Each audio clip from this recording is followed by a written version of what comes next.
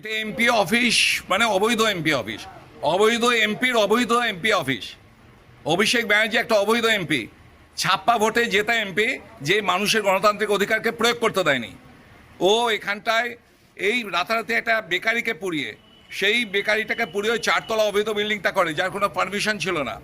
এবং ওই জমিটাকে না হয় লিভস অ্যান্ড মাউন্টসের নামে, যেটা হাইকোর্টের থেকে সিজ করা আছে ওই জমিটা, সেই জমিটাকে ইডি সিজ করে গেছে। সেই জমিটার বিল্ডিংটা একটা অবৈধ, সেইটাকে আজকে প্রশাসনের পক্ষ থেকে ভেঙে দেওয়া হচ্ছে।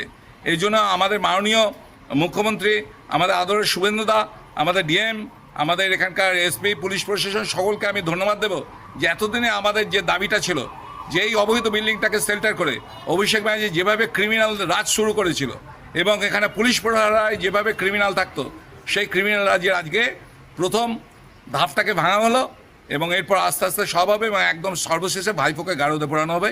এটাই ডায়মন্ডবাসীর ইচ্ছা, এবং আশা করব বিচার ব্যবস্থা এবং প্রশাসন আমাদের বিশ্বাস আছে